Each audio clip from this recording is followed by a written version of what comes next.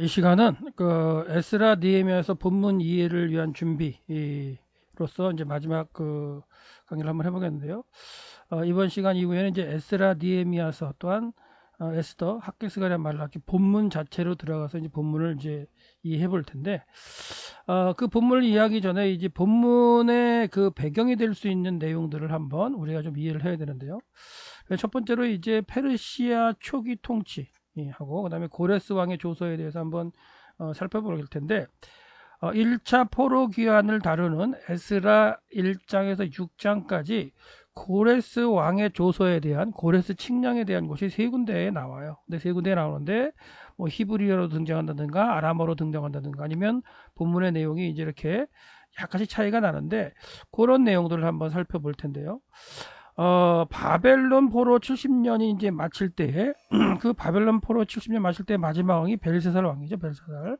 다니엘 보면 우리가 나오는데, 벨사살 왕이 이제 음, 예루살렘 성전에서 가져온 그릇들을 바벨론 신당에서 꺼내 가지고 이제 잔치를 벌이죠. 그 왕과 귀족들과 왕후들 그리고 후궁들, 그들이 다 모여 가지고 이제 잔치를 벌이는 그러한 과정이 있는데, 그럴 때에 이제 손이 나타나죠. 손가락이 나타나서 왕궁벽에 이제 메네메네 대겔 우바르신이라고 하는 글씨를 쓰게 되는데, 처음에는 그 글씨가 뭔지도 모르죠. 근데 이제 다니엘이 그 글씨를 읽고 또한 해석을 하게 되는데, 그래서 이제 다니엘의 해석대로 다니엘의 벨사살이 부족함이 보였다. 그래서 그 밤에, 그날 밤 바벨론은 메대와 바사의 연합군에 의해서 정복이 돼요. 이게 이제 막 전쟁을 통해서 그 완전히 그냥 피비린내는 사륙과 싸움 가운데 정복되는 게 아니라, 하여튼 그날 밤에 바벨론 그 난공불락의 성, 바벨론 성이죠. 그 성에 문이 열려요.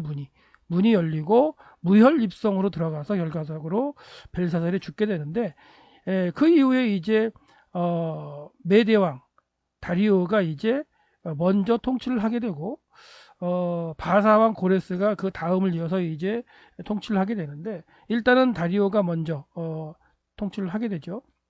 그래서 바벨론을 정복한 이제 다리오가 이제 우리가 성전 건축할 때 다리오도 나오는데, 그 다리오가 달라요. 이 다리오는 초기에 이제 제일 먼저 그 다스리기 시작한 메대의 왕 다리오라고 보시면 되고, 그 바사왕 고레스의 그 삼촌, 이자 뭐 장인이라고 불리는 그런 사람이라고 보시면 됩니다. 그래서 바벨론을 정복한 초기에 이 다리오가 이제 등장하게 되는데, 이 다리오는 어, 그, 그 다니엘과 연관돼서 사자굴과 연관된 그 다리오입니다. 그래서 키악사레스 2세라고 이제 불리는 사람인데요. 결과적으로 하나님의 섭리 가운데 치열한 전투 없이 하나님께서 바벨론 성문을 열게 하심으로 이제 들어가서 무혈 입성 들어가서 이 메디아 바사 연합군이 바벨론을 차지하게 되는 그런 상황이 벌어졌고요. 그리고 마지막 왕의 벨사살이 이제 죽게 되었다. 그런 얘기를 해드렸고, 그래서 이제 결과적으로 보시면 메대 사람 다리오가 나라를 얻었는데, 그때 다리오는 62세였다. 그래서 이 키악사레스가 먼저 2년 정도 다스리게 됩니다. 그래서 이 키악사레스 2세 다리오는 바사왕 고레스 1세의 삼촌이면서 장인이었다라고 보시면 됩니다. 그래서 이제 다리오는 무혈 입성을 해가지고 이 바벨론 제도를 거의 이렇게 흡수하는 과정이 되는데요. 자기의 뜻대로 120명의 아하슈다르 페닌이라는 그 사람들을 세워요. 근데 이게 이제 결과적으로 번역을 하면 아람어인데, 이게 번역을 하면 태수나 총독 이런 개념이에요. 그러니까 이런 사람을 갖다가 세워놓고 120명을 세워놓고 그들 위에 사레크라는 세 명을 세우게 되죠. 그러니까 이 세 명이 결과적으로 이 120명을 통치하게 되는 그런 과정이 되겠죠. 그러니까 어떻게 보면 왕 다음에 사라크라는 인물이 있어서 그 세 명이 그 밑에 있는, 어떻게 보면은 나중에는 127도가 되게 되는데 120개 도에 어떻게 보면은 총독들을 다스리는 그런 사람 세 명을 세우는데, 그 중에 한 명이 이제 다니엘이 되는 거예요. 다니엘. 그래서 벨사살 왕의 마지막 시대에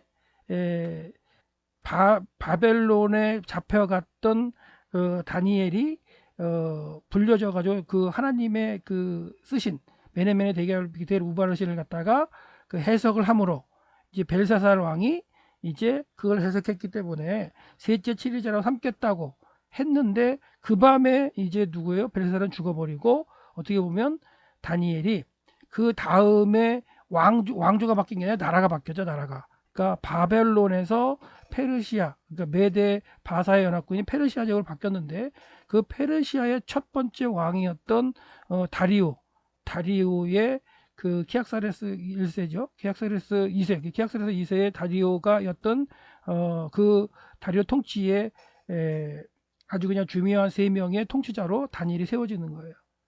그래서 결과적으로는 이 사레크라는 그 우두머리의 한 사람으로 이제 다니엘이 세워지고 이렇게 세워졌던 건 뭐냐면 다니엘이 그래도 바벨론의 어떤 통치라든가 바벨론에 영향을 미쳤던 사람이기 때문에 그 바벨론을 다스리기 위해서 또한 이 다리오가 이 다니엘을 등극시킨 것으로 볼 수가 있죠. 그래서 이때 이제 다니엘은 모든 사람과 탁월을 했기 때문에 다리오가 이제 전국을 다스리게 이제 하고 사레크라는 그 위치를 둬가지고 이제 다스리게 했다는 거죠. 그랬는데 그렇게 하다 보니까 이제 그 주변에 있는 뭐냐면 정복했는데 그 정복 그곳에 사람을 우두머리로 세워놓은 거잖아요. 그리고 이 우두머리로 세운 게 바벨론 사람도 아니고 어떻게 보면 바벨론의 포로로 잡혀왔던 그 유대인 중에 한 사람인 다니엘을 갖다 우두머리로 세웠기 때문에 어떻게 보면 그 아래에 있는 사람들이 다니엘을 별로 이렇게 탐탁하게 생각하지 않았을 가능성이 크죠. 그래서 이제 자기네끼리 그 금령을 세워가지고 다니엘이 꼼짝할 수밖에 없는 상황을 만들어가지고 하루에 3번씩 예루살렘을 향해서 기도하는 그런 어떤 다니엘을 갖다가 조건을 갖다가 다른 신에게 기도한다고 그래가지고 사자굴에 들어가게 만들죠. 그래서 그 사자굴에 들어가게 만들었지만 하나님께서 사자굴에서 다시 또 이렇게 살려주시는 과정 가운데 있는데 이때에도 이 다리오 왕 키악사스 2세는 다니엘을 갖다가 두려워하고 다니엘이 믿는 여호와 하나님을 이렇게 두려워했어요. 왜냐하면 자기가 그렇게 바벨론을 갖다가 이렇게 정복하게 되는 과정도 어떻게 보면 자기의 능력이라기보다는 신의 인도하심 가운데 이렇게 그 바벨론을 얻었다고 생각할 수 있는 과정이 있었기 때문에 이 다리오는 이제 다니엘을 갖다가 이렇게 믿었고 그다음에 다니엘이 믿는 여호와 하나님을 이제 믿었는데 이때 이제 사자굴에 들어간 다니엘을 갖다가 만나러 가서 다리오가 하는 일이 이제 이런 얘기죠. 이렇게 고백을 하는데 다리오가 다니엘의 하나님 앞에서 떨며 두려워할지라 이렇게 고백하는 거야. 다리오 왕이요. 그는 살아계신 하나님이시며 그리고 영원히 변치 않으실 분이시며 그리고 그의 나라는 망하지 않고 영원할 것이라. 이 포로로 잡혀온 나라인데도 그렇게 이제 고백하는 건 다니엘을 통한 그 하나님에 대해서 고백하는 거죠. 그의 권세는 끝까지 이를 것이라. 그는 구원하시며 구출하신다.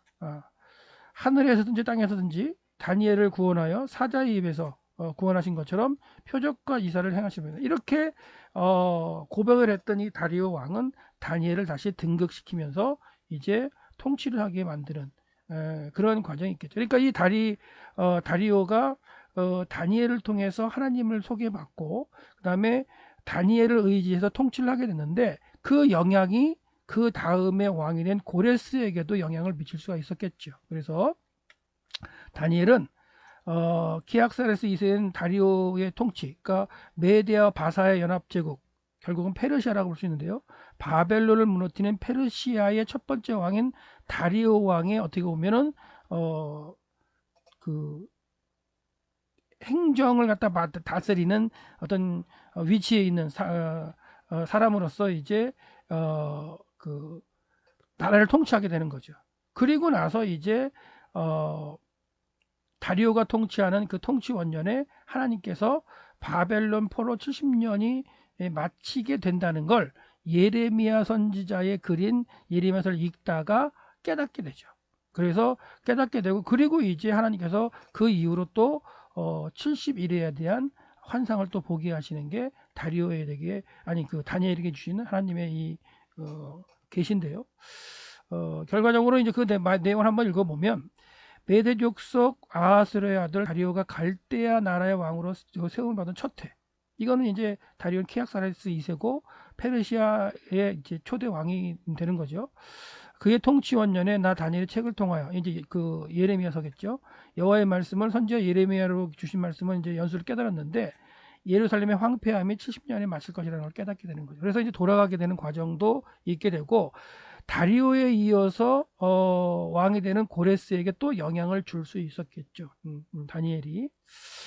그래서 이제 이 다리오는 62세였기 때문에 뭐 1년 좀 2년이 안 되는 기간 동안에 통치를 하고 왕위를 고레스에게 물려주죠. 그리고 원래는 고레스가 출중한 인물이었기 때문에 원래 왕이 되어야 되는데 어떻게 보면 고레스가 나이가 많은 삼촌이자 장인을 왕으로 먼저 세웠던 그런 느낌으로 이해하시면 돼요. 그래서 일단은 성경에 등장한 다리오와 다니엘의 관계는 사자굴에 들어가서 고백했던 그 다리오였고 그 다리오 키락사르스 2세는 고레스의 삼촌이자 장인이었다. 그리고 그의 왕위를 고레스에게 물려줬고 고레스에게 물려줄 때 다니엘도 이제 소개가 되고 하는 이런 관계 가운데 고레스가 다니엘을 잘 알았을 거라는 거예요. 그래서 이제 다리오는 2년 정도 통치한 후에 이제 고레스에게 넘겨줬고 고레스는 다리오에게 왕국을 이제 넘겨받으면서 통치 체제를 또 이제 그대로 유지하는 가운데 다니엘도 이렇게 자기 통치의 그 처음 시기까지는 초기까지는 다니엘을 이제 등극시켜 가지고 통치를 했던 걸 볼 수 있어요. 그래서 고레스는 다리오 왕 시절 다니엘의 그 통해서 제국을 이제 치리를 하겠던 그것을 충분히 알았을 가능성이 있고요. 사자굴 사건도 알 수도 있겠고 그러는 가운데 다니엘을 옆에 두게 되는데 이런 이제 다니엘이 고레스에게 아마도 이사야 선지자의 말씀하셨던 그런 내용들도 아마 이야기했을 것 같아요. 네. 그렇기 때문에 고레스는 다니엘을 계속해서 이제 페르시아를 다스리는 자로 삼았고 그리고 이제 그 이후에도 이제 고레스 시대까지 다니엘은 형통해서 두 개의 제국 바벨론과 페르시아 제국에서 아주 그냥 통치를 하면서 고위직에 있었던 형통한 사람이기도 하고 왕으로 치면 느부갓네살 시대부터 그렇죠. 엄청난 사람의 왕들을 갖다가 한 6명, 5명 되나요? 5명, 6명을 지나는 동안에 높은 자리에서 바벨론과 페르시아를 통치했던 그 다니엘이 되겠어요. 이 다니엘이 결과적으로 고레스 3년에 환상을 깨닫게 되는 그런 과정까지 있었는데요. 결과적으로는 다니엘은 고레스 왕 원년까지 이제 높은 고위직에서 통치를 하는 게 되고 이때 나이가 80세가 넘어가는 나이거든요.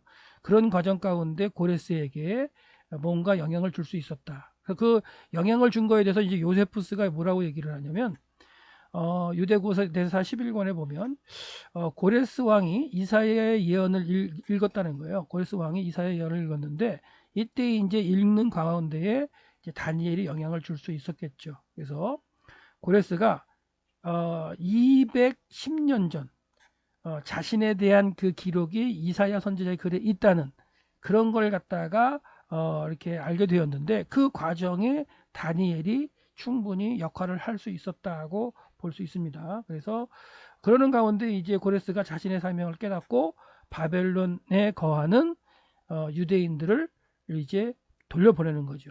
예루살렘. 그래서 하나님의 집을 지으라고 칙령을 내려서 돌려보내는 과정이 이제 있을 수 있는데 그걸 이제 요세푸스는 유대 고사에서 언급하고 있고요. 결과적으로 이사야 그 45장 1절에 13절에 예언되었던 고레스라는 이름이 거기 예언되어 있는데요. 그 고레스에 대한 예언을 고레스에게 소개한 사람이 아마도 다니엘일 가능성이 큰 거죠. 네. 그래서 다니엘이 고레스 왕 통치 원년까지 고위직에서 페르시아를 다스리게 하신 하나님의 뜻은 다니엘을 통해서 고레스가 깨닫게 하기 위해서라고 충분히 볼 수 있습니다. 그래서 이사야 45장 1절 말씀을 보면 이미 210년 전에 고레스가 태어나지도 않을 때겠죠.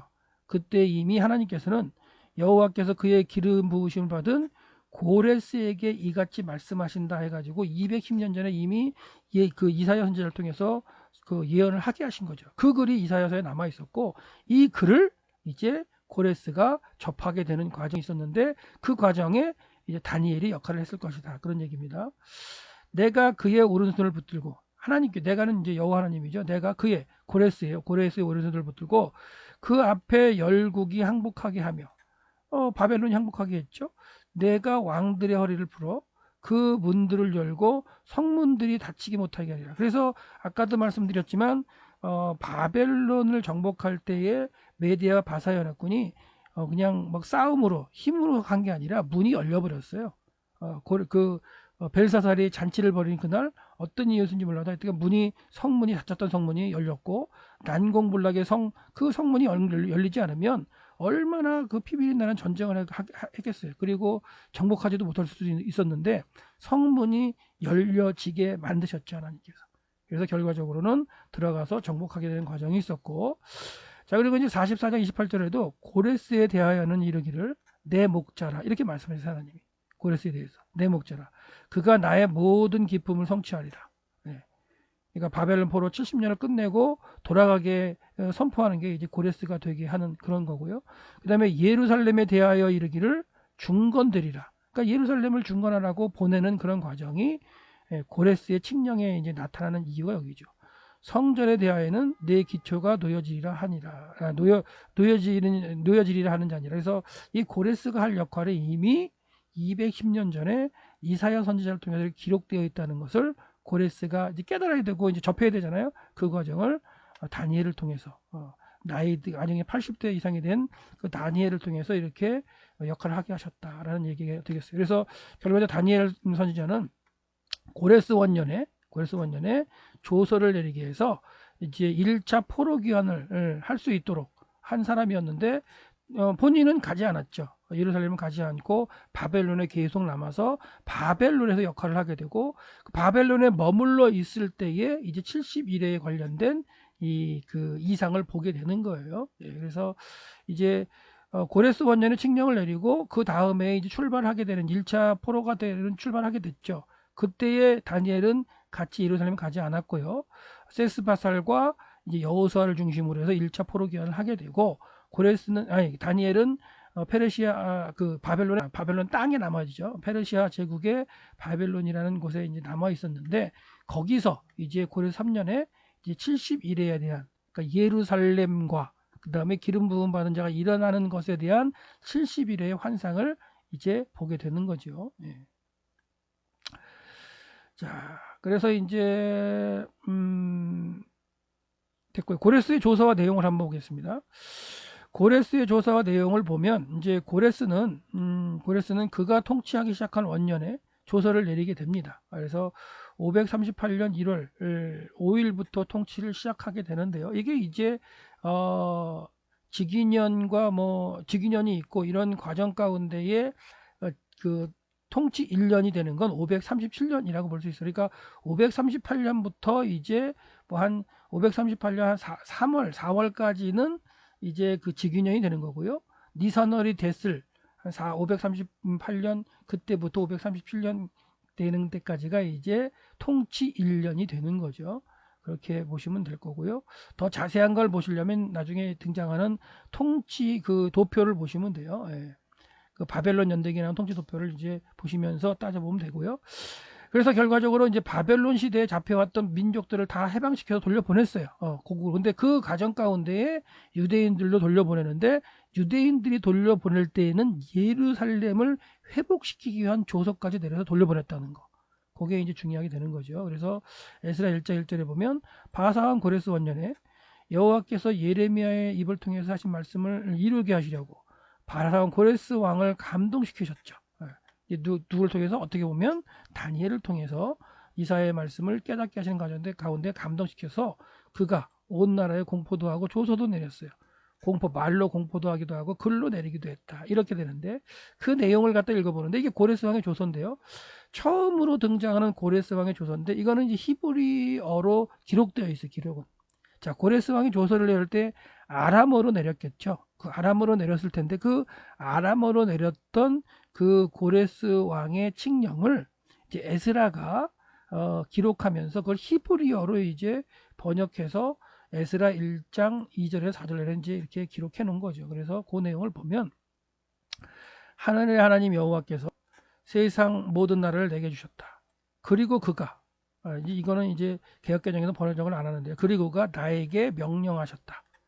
뭘 명령하셨냐면 그를 위하여 여호와 하나님을 위하여 유다 예루살렘에 집을 건축하라.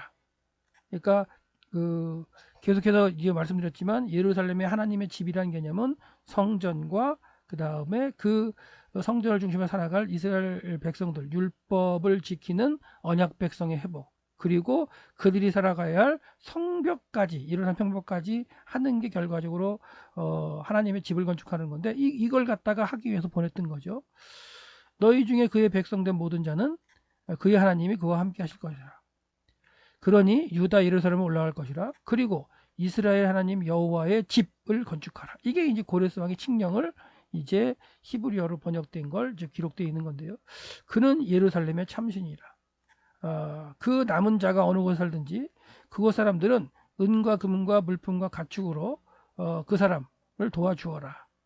그리고 예루살렘에 있는 하나님의 집을 위해 자신의 재물을 즐거이 드려라. 이게 이제 고레스의 칙령이에요. 고레스 칙령. 고레스 칙령을 이제 히브리어로 이제 이렇게 에스라가 기록해 주는 내용이 되겠습니다. 그래서 이제 개역개정의 내용은 이렇게 한번 여러분들이 읽어보시고 제가 직역한 사역한 이 내용과 개역개정의 내용을 비교해 보시면 됩니다. 그 다음에 고레스의 칙령이 이거는 이제 첫 번째 1장 에스라 1장 그 2절에서 4절까지는 히브리어로 번역한 내용이고 두 번째 이제 고레스의 칙령은 아람어로 기록되어 있어요. 아람어로 기록되어 있는데 이게 이제 고레스 칙령 자체가 기록되어 있는 게 아니고 이제 성전 중단되었던 성전이 이제 다시 건축되는 가운데에 다시 재개되는 가운데 유브라데강 건너편 서편 총독인 다뜨네하고 스달보스네. 다뜨네하고 스달보스네가 이제 유대 땅으로 왔죠. 그리고 성전을 다시 재건하는 걸 보고 그들에게 물은 거예요. 너희들 왜 성전을 다시 짓느냐? 왜 건축하느냐? 이럴 때에 예루살렘의 장로들이 유다의 장로들이 이제 그들에게 설명한 거예요. 우리 고레스가 이렇게 칙령을 내려서 우리를 갖다가 이렇게 조상에게 지게 했는데 우리가 중단되어서 못 지었다. 근데 우리가 깨닫고 다시 짓는다. 이런 얘기를 갖다가 쭉 그 했을 때에 이제 다뜨네하고 스달보스네가 당시의 왕이었던 다리오 왕에게 이제 편지를 보내는 거예요. 그 편지를 갖다가 언급하면서 이제 고레스 칙령에 대해서 이제 기록하고 있는 거죠. 그래서 다뜨네하고 스달보스네가 이제 다리오 왕에게 보낸 내용 가운데 이제 뭐라고 되어 있냐면 고레스 왕이 세스바사를 총독으로 보낼 때에 고레스 칙령을 주었는데 그 고레스 칙령의 내용에 의하면 이렇게 됐다 이거죠. 바벨론에 속한 고레스 왕 원년이다. 때는 이제 원년인데 고레스 왕이 이 하나님의 집을 건축하기 위해 칙령을 내렸다. 그리고 그가 하나님의 집에 금과 은으로 된 그릇들을 느부갓네살이 예루살렘 성전으로부터 취했던 그 그릇들이죠. 그것들을 바벨론 신전에서 꺼냈다. 바벨론 신전으로 이제 가져갔었던 그것을 이제 고레스가 다시 이제 꺼냈다는 얘기죠. 꺼냈다. 그리고 그것들을 총독으로 임명한 세스바살에게 주었다. 그러면서 뭐라고 얘기했냐면 고레스가 세스바살에게 너는 그릇들을 들어라. 그리고 가라. 예루살렘 전에 그것들을 가져다 두어라. 그리고 하나님의 집이 스스로 그 장소에 지어질 것이다. 라고 고레스가 이렇게 명령을 내렸다는 걸 이제 들었다는 얘기를 다뜨네와 스달보스가 내가 편지 써서 다리오에게 보내는 거죠. 이렇게 보낼 때 여기에는 이제 뭐라고 써 있냐면 아람어로 기록되어 있는 거예요. 네. 그러니까 이런 얘기를 누가 해줬을까요? 이런 얘기들을 그 유다의 장로들이 얘기를 해줬고 그 이야기를 들었던 다뜨네하고 스달보스네가 성전 건축하는 걸 방해할 수가 없었어요. 왜? 고레스가 칙령을 내렸다고 하기 때문에. 그래서 그 내용을 이제 써서 다리오 왕에 편지를 보내면서 진짜 이러한 일이 있었는지 다리오 왕이시여 조사해 주십시오라고 해서 보낸 내용이 이제 에스라 5장 13절에서 15절 말 내용이 되겠고요. 그래서 결과적으로 이제 이 내용이 이제 결과적으로 누구한테 전달되냐면 다리오 왕한테 이제 전달이 되죠. 다리오 왕에 전달돼서 다리오 왕이 진짜로 고레스의 칙령이 있는가 없는가 조사를 하기 시작을 해요. 근데 결과치 조사를 해봤는데 다리오 왕이 앙메다궁에서 찾아요. 앙메다궁에서 찾아가서 이제 원본인 고레스 왕의 이제 조서 내용이 에스라 6장 3절에서 5절 말씀이 되는 거죠. 네, 그 내용이 여기 있는데요. 그 앙메다궁에 찾는데 그 궁에 대한 설명을 잠깐 드리면 페르시아는 통치할 때에 당시에 이제 많은 그 왕들이 그 여름과 그 우기와 건기, 그러니까 여름과 겨울에 통치하는 그 위치가 달랐는데 이 페르시아도 마찬가지였어요. 봄과 가을에는 수산이라는 곳에서 통치를 했어요. 그리고 이제 여름에는 좀 시원한 앙메다에서 통치를 했고, 그다음 겨울에는 따뜻한 바벨론에서 통치를 했어요. 그런데 앙메다 궁에서 이게 고레스 칙령이 발견됐다는 얘기는 아마도 이 고레스가 칙령을 내릴 때가 여름이었을 가능성이 큰 거죠.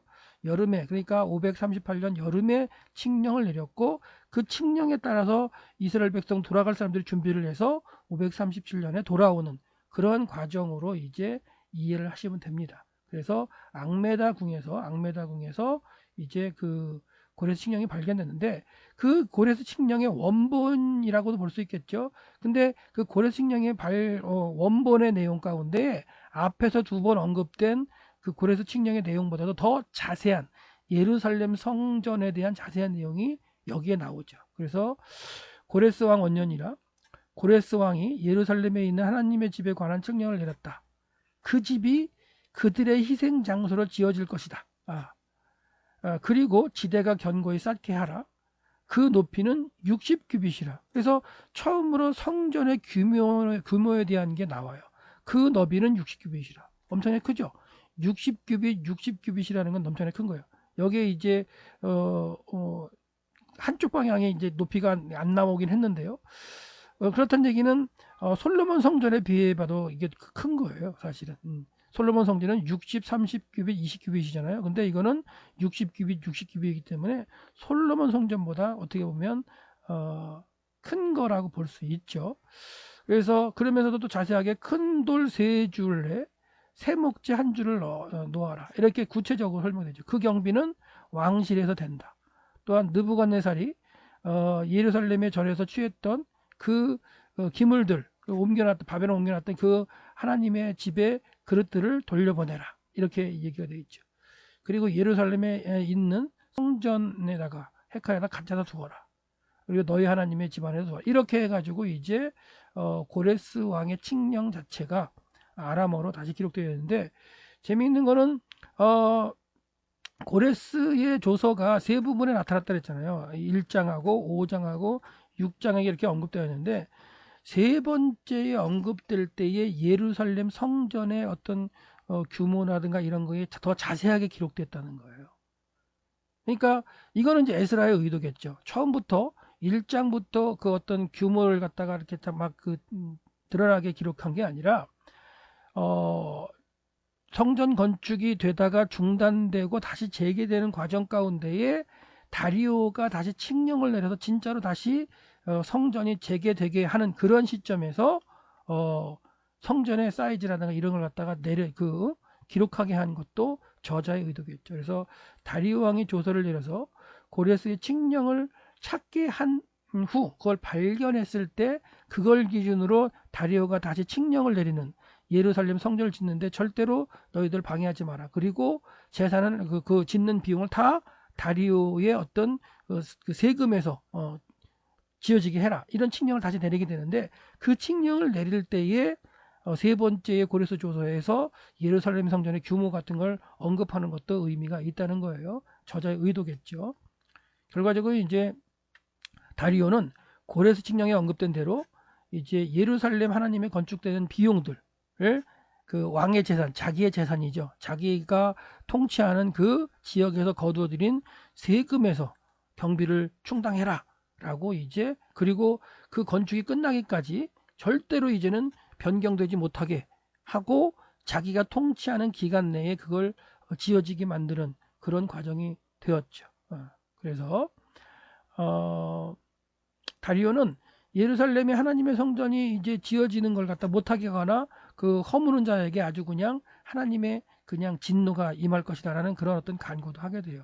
그래서 이렇게 성전 자체에 대한 묘사를 세 번째 이 고레스 칙령을 언급하는 이 시기에 그 에스라가 기록하게 한 것도 의미가 있는 거죠. 예. 그래서 결과적으로는 다리오의 조서대로 유다 방백에게 이제 그 방백과 그 지도자들에게 이제 전달된 후에 물질로 인한 부족이나 아니 이런 것들 더 이상 방해가 없는 이런 상태에서 고레스가 언급한 그 성전의 규모대로 지어지게 만드는 그런 과정의 이제 언급이라고 볼 수 있겠습니다. 네, 고레스 신경에 대해서 알아봤고 이번에는 이제 그 총독 세스바살과 총독으로 언급된 스룹바벨의 관계에 대해서 한번 알아보려고 그래요. 그래서 1차 포로 귀환의 지도자, 그러니까 종교 지도자로는 여호수아라는 예수아라는 이제 그 대제사장이 나오는데 총독으로는 세스바살과 스룹바벨이 언급이 돼요. 그래서 어떤 분들은 이 세스바살과 스룹바벨이 같은 인물이다 얘기하시는 분도 있는데 저는 다른 인물로 보는데요. 그 관계를 한번 생각해 볼게요. 그래서 이제 그 중단되었던 한 16년 정도 중단되었던 예루살렘 성전이 다시 지어질 때에 이제 다뜨네하고 스달보스네가 편지를 보낸다 그랬죠. 그래서 이제 편지를 보내는데 그 편지를 보내는 에스라 5장 14절에 보면 분명하게 세스바살이 예루살렘으로 와서 하나님의 집에 기초를 놓았다고 언급이 돼요. 그러니까 1차로 고레스가 보낼 때의 총독은 세스바살이고 세스바살에게 하나님의 전에 가져다들 그 그릇 기명들로 다 해서 보낸 게 나와요. 그러니까 어떻게 보면 1차로 귀환할 때의 총독은 세스바살이라고 볼 수가 있겠죠. 예. 이 세스바살은 에스라 1장에도 이제 언급이 되는 거죠. 그래서 근데 1장에 언급되지만 2장에 1차 포로 귀환자들의 명단이 제시될 때는 나타나지 않아요. 그러니까 이제 어떻게 보면 이제 재미있는 거죠. 자, 그러니까 1차로 돌아올 때의 총독으로 고레스가 임명을 시켜서 보낸 건 세스바살인데 1장에 나오고 어떤 5장에도 다시 또 이 성전 건축에 대해서 다뜨네와 스달보스네가 편지를 보낼 때 세스바살이 그렇게 했다는 게 나오는데 정작 2장에 그 언급되는 이 명단에는 없다는 얘기예요. 그 명단에는 스룹바벨이 나와요. 그래서 2장 명단에는 세스바살이 총독으로 나오지 않고 스룹바벨이 나오고 대제사장 예수로 나오기 때문에 이런 관계가 어떻게 되느냐 이걸 갖다가 이제 설명하게 되는데 같은 인물이라 그거 보면 나중에 쉽게 처리가 되는 거고요. 아니면 다른 인물이다 보면 뭔가 이제 상관관계를 설명해야 되는 거니까. 그래서 세스바살과 스룹바벨이 어떤 사람이냐 이런 문제에서 이제 고민을 하게 되는 건데요. 자, 스룹바벨은 대제사장 여호수아 예수아와 함께 언급되게 되죠. 그 명단에 2장 2절 명단에. 그리고 1차 포로 귀환 시 예루살렘에 돌아온 사람들이 다음에 7월 1일부터 하나님의 제단을 만든 후에 그 하나님의 집을 공사할 때 시작하는 지도자로 나타나기도 해요. 그러니까 이때에 세스바살이 있었느냐 없었느냐가 이제 문제가 되긴 하겠죠. 결과적으로는 이 세스바살과 스룹바벨을 같은 인물이라고 본다면 아무런 문제가 없지만 다른 인물이라고 본다면 세스바살은 초기에 돌아오게 하는 과정 가운데 일을 한 사람이긴 하지만 그가 무슨 일이 있어서 실각이 되고 그 다음으로 스룹바벨이 이제 통치자로 올라왔다 했다고 이렇게 보시면 문제가 없을 것 같아요. 그래서 첫 번째 이제 세스바살을 한번 살펴보면 세스바살은 페르시아 왕 고레스가 유명한 나시로 유다의 총독으로 언급이 됩니다. 예. 그래서 나시는 이제 들려 올리진 자 이런 이고 우두머 이런 의미인데요. 그리고 다뜨네아가 스달보스네가 편지를 보낼 때도 이 세스바살이었다고 언급이 되기 때문에 세스바살이 유다의 총독으로 1차 귀환할 때 임명된 총독이면 분명한 것 같아요. 고레스가 임명은 분명한데 그리고 이제 이 고레스의 그 칙령에 따라서 미드드라 다시 준 그 그릇을 가져오는 인물로 분명히 세스바살이 기록되어 있죠. 그래서 1장에 보면 에스라 1장에 보면 세스바살은 예루살렘으로 올 때 그릇을 가져왔고 1장 11절에 그리고 하나님의 집에 기초로 쌓은 것으로 언급이 되는 걸로 5장 16절에 나타난다는 이런 얘기를 하는 거예요. 근데 그렇게 기초를 쌓은 과정 가운데에 이제 사라진다라는 얘기를 하는 거예요. 어, 그리고 이제 1차, 2차, 3차 귀환 후 그 역대기, 에스라가 역대기의 저자인데요.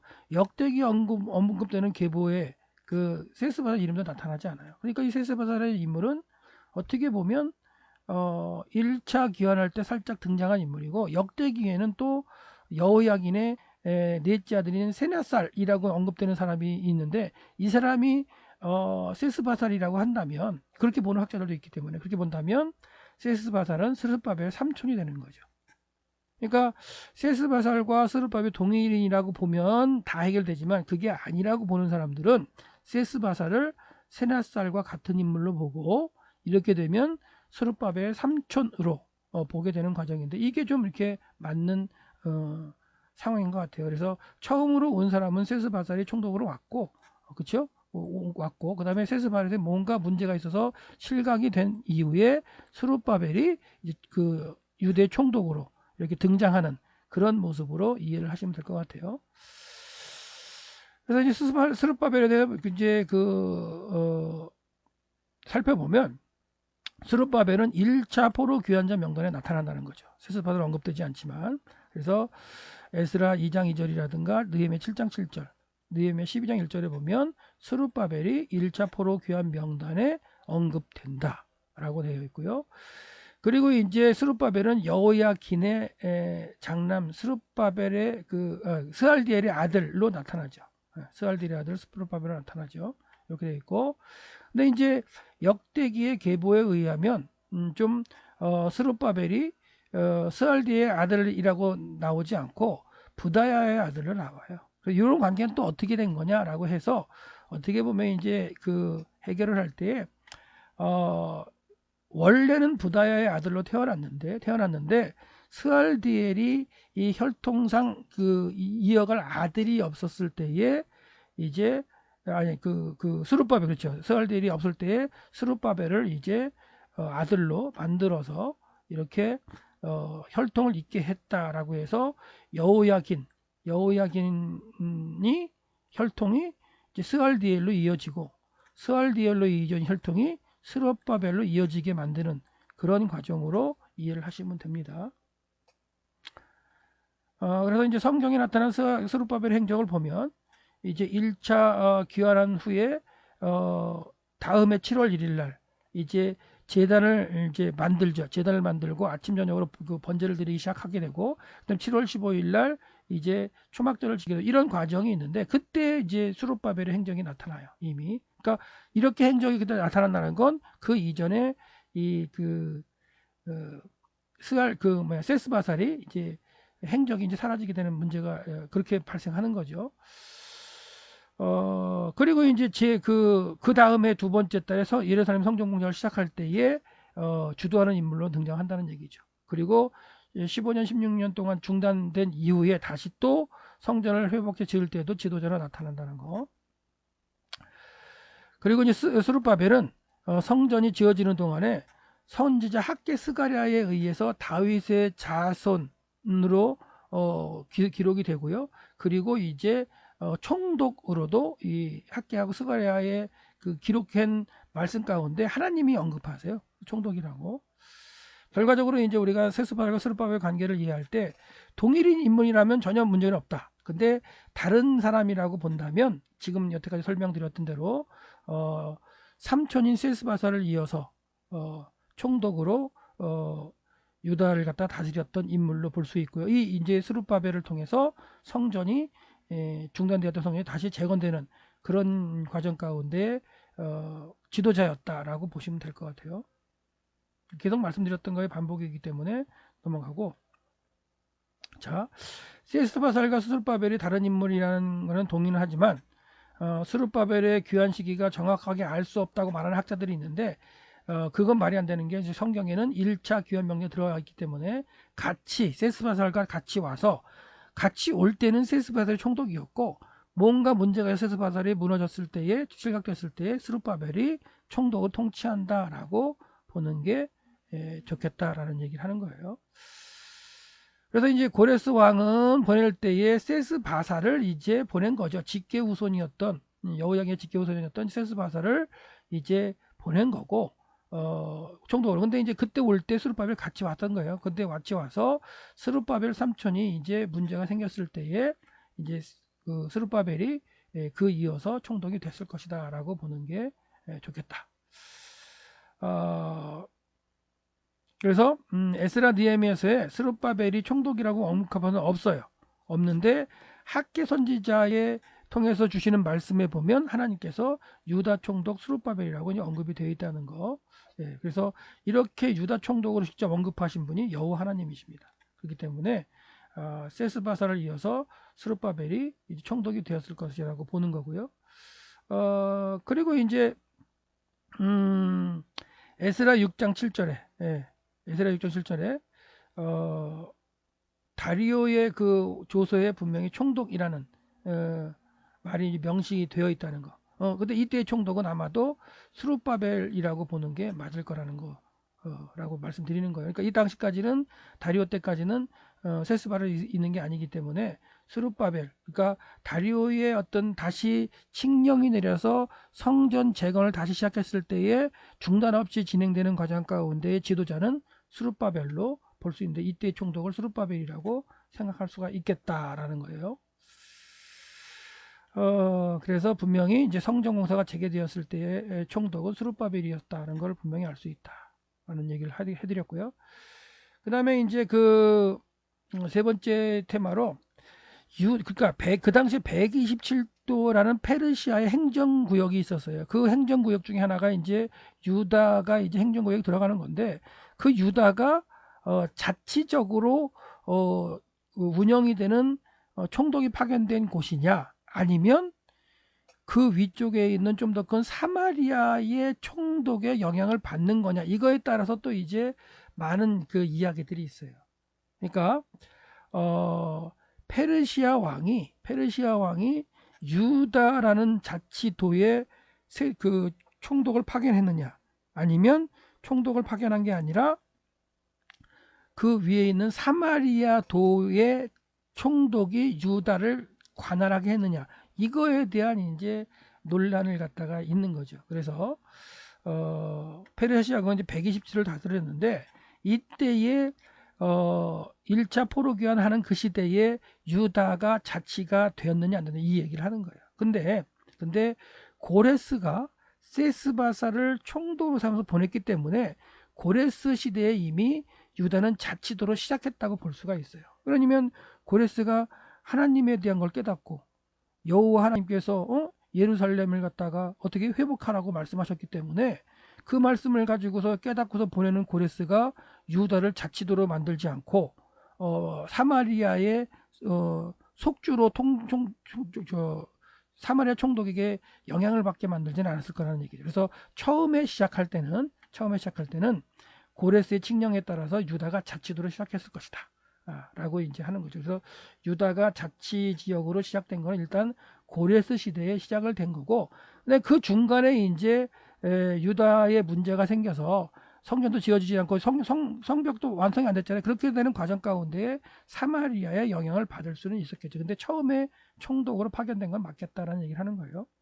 그래서 1차 포로 귀환 시대에 이미 고레스가 세스바사를 총독으로 삼아서 보냈기 때문에 처음 시작은 자치지역으로 통치하는 것으로 시작된 것으로 볼 수 있다는 거죠. 그래서 유다 지역은 세스바사를 총독으로, 그렇죠? 세사를 총독으로 보냈기 때문에 처음에는 이제 되었다. 그 대신 예루살렘, 유다도의 중심 도시인 예루살렘의 성은 아직까지 완성이 안 됐어요. 완성이 안 됐지만 성전을 지으면서 예루살렘 성까지 완성을 하면서 이 자치도로의 역할을 할 수 있도록 고레스가 이제 지원을 아낌없이 했다는 그런 얘기죠. 근데 이스라엘 백성들이 성전을 짓고 예루살렘 성을 짓는 그것보다도 하나님의 집을 짓는 것보다도 자기의 집에 짓고 자기 일에 바빴기 때문에 하나님의 집 건설하는 게 중단되었고, 그게 중단되다 보니까 주변의 영향을 받아가지고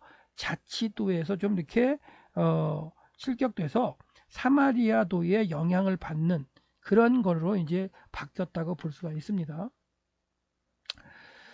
자, 그래서 이제 처음에는 아마 고레스를 통해서 이렇게 이제 총독으로 임명을 해서 유다를 다스리게 하려고 했던 건 분명히 알 수가 있는데, 어떻게 보면 이제 중단이 돼서, 그렇죠? 중단이 된 가운데에 성벽도 세우지도 못하고 이러는 가운데 이제 사마리아의 영향을 받을 수 있었겠다라는 거. 그래서 스룹바벨이 총독이 된 상태에서 성전을 짓는 과정, 다리오 시대에도 아마도 이때에도 좀 이렇게 뭔가 그 다리오의 힘에 의해서 자치 지역으로도 통치가 될 수 있는 가능성이 있어요. 그 이후에 이제 주변 그 사마리아나 암몬이라든가 모압이라든가 이런 어떤 지역의 총독들의 정치적인 영향을 받는 거죠. 왜 그러냐면 예루살렘 성, 그러니까 유다도를 통치할 성이 없잖아요. 그 성이 지어지지 않았기 때문에 그런 영향을 받을 수 있는 거고, 초기에 세스바설과 수르바벨이 그 총독으로 임명돼서 통치할 때에는 자치도로 출발했을 가능성이 있다라는 거, 그렇게 이제 인식하시면 되겠고, 그 다음에 이제 그 이후에 사마리아 총독이 이제 속주가 되는 거죠. 그래서 이제 여러 학자들은 이제 그렇게 됐다는 얘기를 하는데, 성전이 완성된 후에 515년에 이제 완성이 되는 이후에 또한 계속해서 예루살렘 성벽이 이제 건축이 되어야 되죠. 근데 그 건축이 되지 않죠. 언제까지가 안 되냐면 3차로 니에미아가 올 때까지는 성벽 건축이 안 되는 거예요. 그러면 성벽 건축이 안 됐다는 건 유다 지역을 갖다가 독립적으로 통치할 수 있는 그런 어떤 성이 없는 거죠. 그렇기 때문에 그런 과정 가운데에 사마리아도에 이제 예속되어서 통치가 되는 그런 과정으로 바뀔 수 있죠. 이거는 전부 다 누구의 그 잘못이냐면 이스라엘 백성의 잘못이죠. 그러니까 성전이 건축이 중단되었다가 깨닫고 성전 건축을 했으면 그 위에 플러스 알파로 계속해서 뭐 해야 돼요? 예루살렘 성벽까지도 끝까지 지었어야 되는데 그것을 짓지 못하고 중단되는 거예요. 그러니까 성전을 4년 5개월 동안 열심히 짓다가 완성을 해놨는데 그 다음에 또 성벽을 짓다고 지려고 하려다 보니까 계속 하다 보니까 또한 자기의 어떤 형편이 이제 들여다 보일 수도 있겠죠. 그래서 성벽을 완성하지 못하고 내깔려 뒀을 때에 유다 지역 자체가 자치도로 역할을 못하고 사마리아 총독의 영향을 받을 수밖에 없었다라는 거, 그렇게 보시면 되겠습니다. 그 다음에 그렇게 되다가 이제 아마도 이제 2차 교환할 때 이제 아닥사스다가 이제 등극하면서, 아니면 그 이전에라도 이제 유다도가 자치도가 될 수 있는데 그 얘기를 하는 겁니다. 이거는 이제 성경에 나타나지 않지만 역사적인 어떤 상황을 갖다가 이제 보면서 설명드리는 건데, 아하수에로 왕이 이제 486년에 왕이 되죠. 주전 486년에 이제 왕이 돼서 통치하는 시기에 레반트 지역, 팔레스타인 약속의 땅을 포함한 이 지역을 갖다가 통치를 하는데 이제 집중할 그 시기가 되었어요. 왜냐하면 이제 애굽이 자꾸만 이제 반란을 일으키고 애굽을 이제 영향을 갖다가 이렇게 줘야 되고 통치를 해야 되는데, 그러기 위해서 유다 지역을 갖다가 이제 강화할 필요가 생겼어요. 그래서 그 유다 지역을 갖다가 그 사마리아 속주로 두지 않고 유다 지역을 자치 통치 지역으로 만들고 총독을 파견해서 거기를 강화시켜서 애굽을 좀 이렇게 애굽 지역을 갖다가 이렇게 통제하려고 하는 그러한 그 일이 있었는데, 그때가 이제 아하수에로 왕 때 그런 일이 시작되었고, 아하수에로 왕 이후에 아닥사스다 때에는 에스라를 갖다가 보내기도 하고, 또한 느헤미야를 보내서 유다 지역의 영향력을 강화하려고 했던 그런 아닥사스다의 모습도 볼 수 있어요. 그래서 아하수에로 때에 그 성벽을 지으려고 했던, 예루살렘 성벽을 지으려고 했던 사건이 있었죠. 그 성벽을 지으려고 했는데 그때에 또 방해를 했던 사건이 있어요. 그게 이제 에스라 4장 6절에 나옵니다. 그러니까 이때에도 예루살렘 성벽을 지어서 유다 지역을 자치 지역으로 만들어 강화하려고 했던 그런 내용 가운데에 성벽을 짓는 과정이 있었는데 그게 또한 방해를 받아서 중단되었던 그런 상황을 알 수가 있죠. 그리고 이제 아닥사스다 때도 마찬가지죠. 아닥사스다 때도 아닥사스다 7년에 에스라를 보내서 또한 강화하려고 그랬고, 아닥사 20년에도 느헤미야를 총독으로 보내서 이제 강화하면서, 그때는 진짜로 52일 동안 예루살렘 성벽을 지어서 유다도를 강화한 그런 상황을 볼 수가 있습니다. 느헤미야 때에도 이제 주변의 총독인 산발랏과 그 사마리아 사람 산발랏과 암몬 사람 도비아가 또 막 이렇게 와가지고 또 방해를 하잖아요. 그런 방해 속에서도 이제 느헤미야가 이제 완벽하게 성벽을 지어서 예루살렘을 이제 자치도로 만드는 그런 과정이 있었고, 그렇게 이제 자치도로 만들어진 가운데 이제 성전 제의 중심의 어떤 그것이 강화되는 그런 모습으로서 생각할 수 있습니다. 그래서 이제 그 주변을 보면 여기가 요 부분 이제 색깔 칠이 뭐 요 부분이 유다도라고 볼 수 있고요. 유다도고요. 그다음에 위에 사마리아, 동쪽에 암몬과 모압의 자치 지역이 있고요. 이두메, 남쪽에 이두메, 남서쪽에 이제 아스돗, 이런 식으로 있다면, 이 원래는 이제 사마리아의 속주로서 이제 유다도가 있었다고 한다면, 유다도를 강화하는 건 뭐냐면 이 밑에 애굽을 갖다가 좀 통제하려는 그런 것들. 그러니까 그 유일신 성향이 강한, 여호와 하나님을 섬기는 성향이 강한 이 유다도를 강화시켜 가지고 신앙적으로 그들에게 자유를 주면서 신앙적으로 하나가 되게 하면, 정치적으로는 이제 아닥사스다나 이제 아하수에르의 어떤 그런 통제를 받을 수 있는 정치적인 행정구역을 갖다가 아주 그냥 강화시키겠다는 의도가 유다를 자치도로 만드는 그런 과정이 될 수 있는 거죠. 그래서 유다가 초기에 고레스가 칙령을 내렸을 때는 자치도로 시작했다. 근데 성전만 지어지고 성벽이 건축되지 않았기 때문에, 하나님의 집이 완성이 안 됐기 때문에 사마리아의 속주로서 영향을 받을 수밖에 없었다. 근데 아하수에로 왕 이후 아닥사스다 왕에 이르기까지 이 유다도를 갖다가 정치적으로 강화시킬 목적의 이제 왕들이 자치도를 만드는 과정이 있었는데, 백성들, 이 유다 백성들이 또한 성벽을 짓지 못하고 방해받는 가운데 계속해서 뭐예요? 포기했다. 주변에 이제 영향을 받았을 때. 근데 마지막에 이제 느헤미야를 총독으로 보냈을 때, 그러니까 한 사람의 의지가 얼마나 강한 줄 알 수 있죠. 느헤미야의 의지 가운데 52일 동안 예루살렘의 성벽을 만들어서 결과적으로는 이 지역이 자치도가 되고요. 자치도가 됐다는 건 그만큼 힘이 있기 때문에 예루살렘과 유다를 보호할 수가 있고, 그 안에 있는 하나님의 집을 견고하게 지킬 수 있는 거죠. 그래서 사마리아의 속주로 있었던 그 유다도를 어떻게 보면 명실상부한 유다 자치도로 만들어서 여호와 하나님 신앙을 지키게 할 수 있었던 건 느헤미야의 공이 크다고 볼 수 있겠죠. 그래서 이런 식으로 느헤미야에 앞서 많은 사람들이 총독이 거했다는 걸 언급이 있거든요.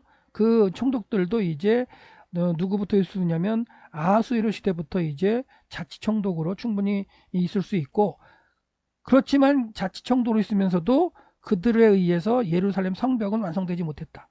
그래서 하나님의 집이 완성이 되지 못했는데, 그 과정에 느헤미야가 와서 52일 동안 지으면서 자치도를 만들고 하나님의 집을 완성했다. 이런 얘기가 되겠습니다. 그래서 유다는 아하수에로 왕 이후로 다시 자치지역이 됐지만 주변에 비해서 정치적으로 경제로 낙후된 지역인 건 당연하죠. 왜냐하면 예루살렘 성벽도 없었고 그들을 통치할 어떤 강력한 힘도 없었기 때문에 그렇게 보시면 되겠고요. 그다음에 이제 총독과 방백으로 번역된 이제 것들이 여러 가지 이제 있는데, 요거는 그렇게 중요한 내용이 아니기 때문에 오늘은 이 에스라 느헤미야에서 본문을 들어가면서 우리가 볼 때에 이해해야 할 고레스 칙령의 어떤 세 가지 패턴들에 대해서 한번 살펴드렸고요. 그 다음에 총독 그렇죠. 스룹바벨과 세스바살의 관계에 대해 설명드렸죠. 스룹바벨과 세스바살이 이제 1차 포로기환한 그런 상황에서 이제 이해되어야 할 스룹바벨과 세스바살의 관계를 설명드렸고, 그 다음에 1차, 2차, 3차 전체로 그 연결되는 유다라는 이 행정구역 127개 중에 하나인 유다의 행정구역 자체가 자치적으로 총독이 있어서 통치가 되었느냐, 아니면 그 사마리아의 속주였느냐, 이 관계를 이해해야만 또 중간에 등장하는 방해 사건을 이해할 수가 있기 때문에 설명을 드렸습니다. 그래서 요 세 가지를 좀 한번 숙지해 보시고 다음 시간부터 우리가 이제 본문에 들어가서 살펴볼 때에 여태까지 말씀드렸던 이 내용들을 중심으로 그 당시에 뭐 언어, 역사, 사회, 문화, 지리, 뭐 배경 뭐 이런 것들을 가지고서 본문을 살펴보도록 하겠습니다. 감사합니다.